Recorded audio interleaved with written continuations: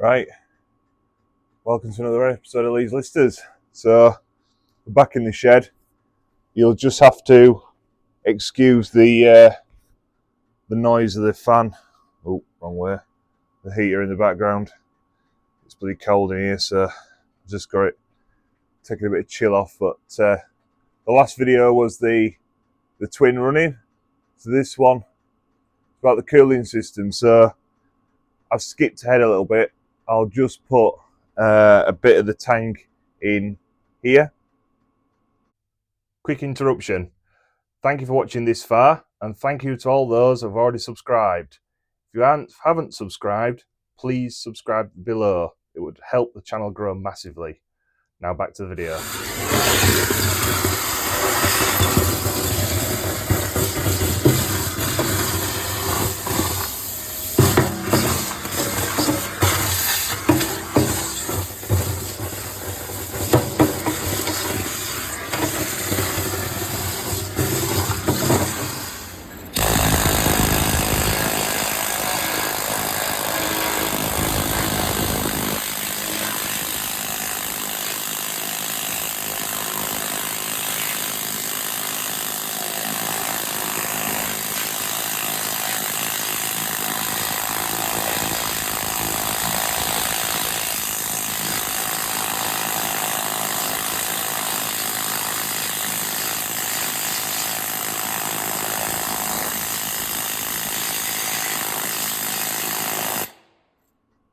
So that's the tank, one being needle gunned and two being hoovered out. So what I did, so this tank, I found it, bit of a backstory, in a reclamation yard near York.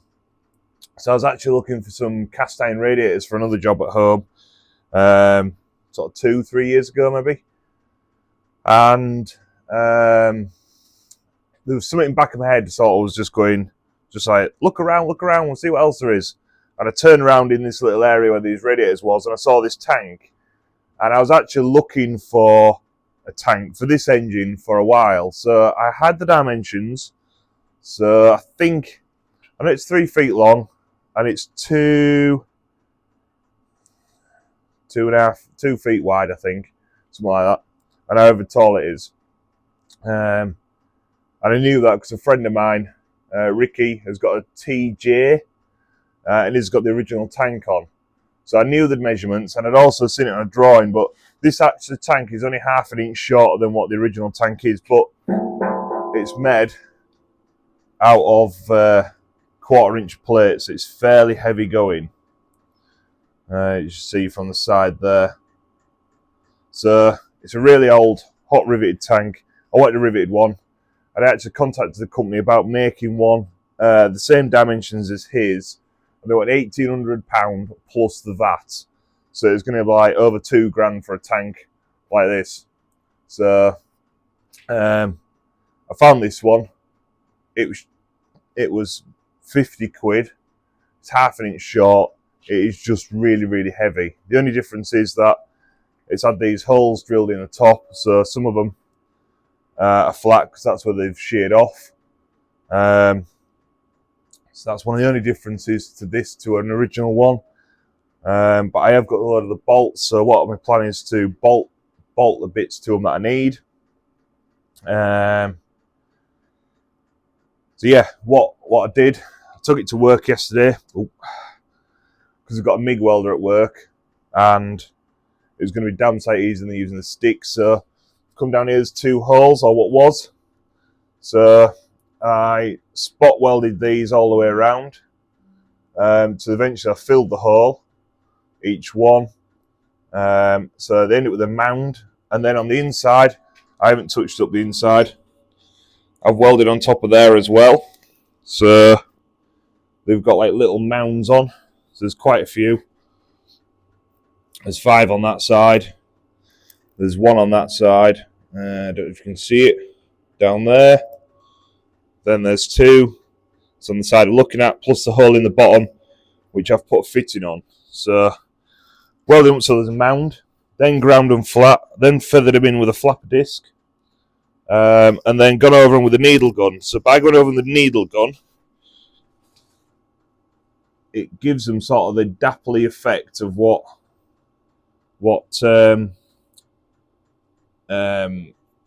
like rough steel cast is. So that way they're just blending a bit better.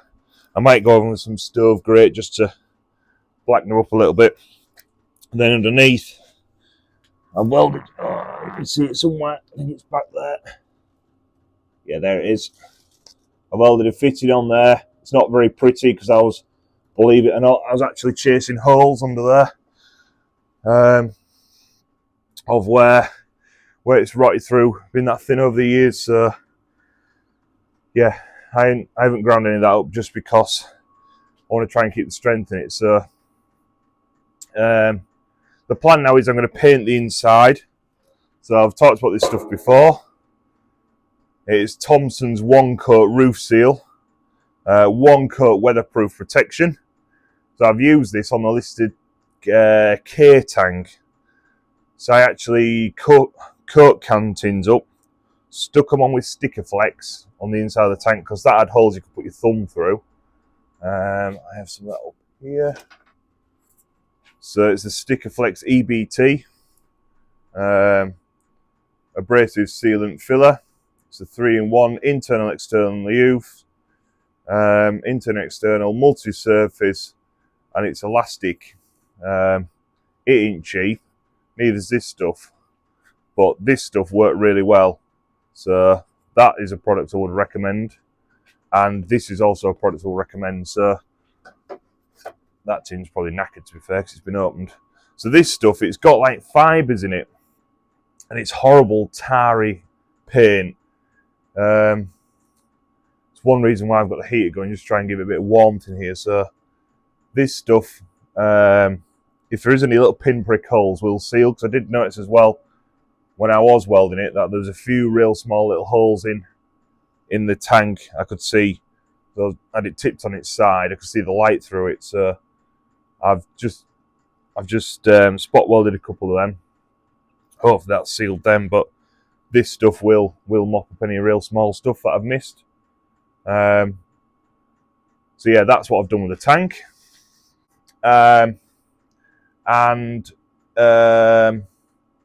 plan on putting this on the inside, and then as well, I have also quickly, loosely put them 2 plates on top.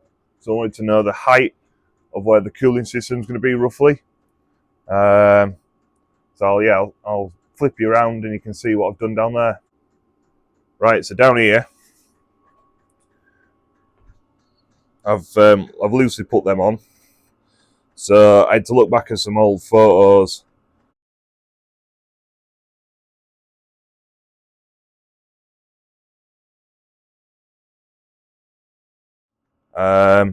And that one, this one here is the one that was on before, so it come up over the tank.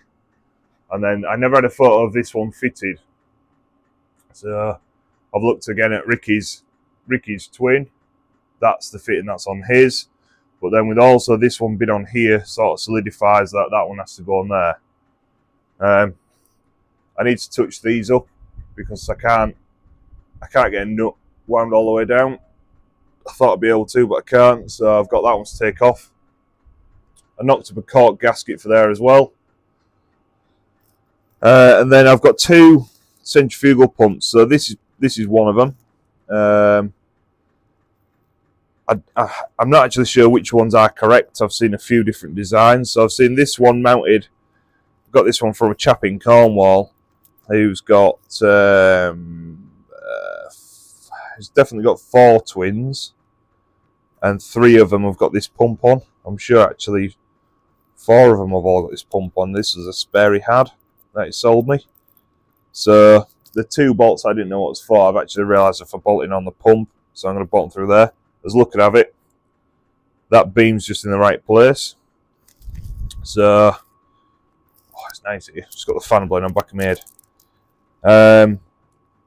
So I either use that pump, or I've just dug. That's a bit of wood chippering. Could do with a tidy up. Was one of my jobs for today. I'm not going to actually do a lot in this shed. I've got this pump, so I don't actually know if this is a lister pump either, but it's a small centrifugal pump, so I clamber back.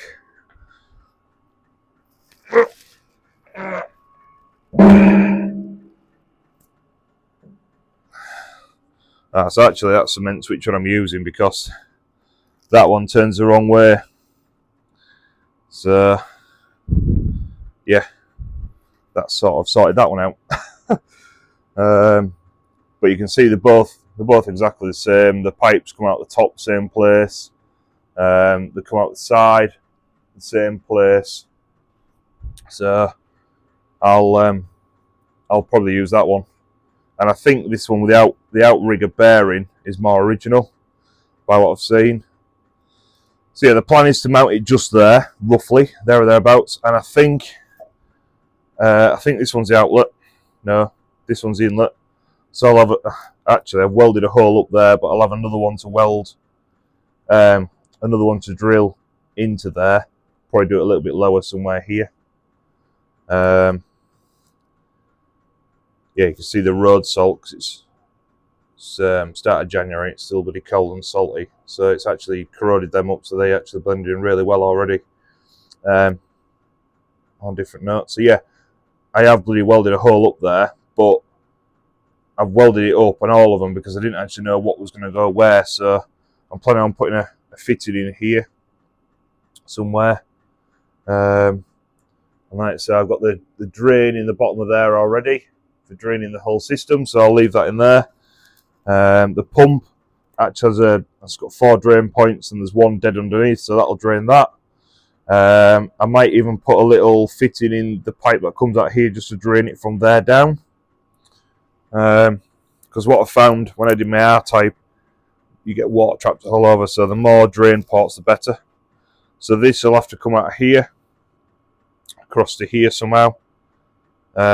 My plan is, there's a local firm that specialises in water pipe products. Plans to get rigged up, go and see them and say, right, I want this, this and this, and get all the fittings there, and then basically fit them. Same with the exhaust, because that's got to come under there and then up one side of there or the other. Probably, I'm thinking possibly that side, for the fact it's further away from the fuel tank. I think you'll see I've dropped on a fuel tank, so this is for the Lister RH, is this tank. So you'll notice it's considered bigger than an L tank. I didn't use it on the Q because it's only got one inlet, so it's a proper petrol tank rather than a petrol paraffin tank. And it is really nice and original. It's got the Lister right scrolling on it. But I won't be using it, because you can see the fittings are all in the wrong place. So you've got inlet there and inlet pipe there, and then return up there, and then return down there. So the mystery is still, I don't know what tank this had. I've got the tank that came with it, which is like just a metal tin with some fittings sweated on. I don't want to use that because it looks awful. So I don't know if it had a square tank, it had a round tank, it had a tank with some return fittings that actually sat recessed in there. That's an option I'm thinking, is build a tank a bit like, if you look from the side profile from the here, like a T. So that part of the top side of the T sits on there. So the tank actually sits in there. It's got refitted on the side where it goes in, for a one-way valve into the bottom, and then it's got that return, which will try and get focused on that return there to go back into the tank somehow. So that is an option which is going through my head, which would actually work with the way the pipes are actually rigged up. And then you'll see as well, I've just put a couple of bungee cords on there just to get a rough idea of where the tank's going to be. Not tank, sorry, pump. Then the other thing I've done, I've got the spare cross beams I had, I've cut them down to 3 before. I've sat on them, but there's still some work to do on them, for the fact of this bottom one it's not actually rested on anything. So I've got that to do. It's rested on that side, and it's rested on that side, it's just not supporting anything in the middle, so I've got that to do as well. So yeah, there's enough to be on with now. Of finishing it, and then also there's the screen part to do.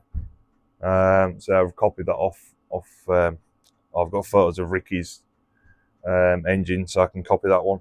That's the plan there. My end type as well has also had a kit made. Someone's made that homemade one.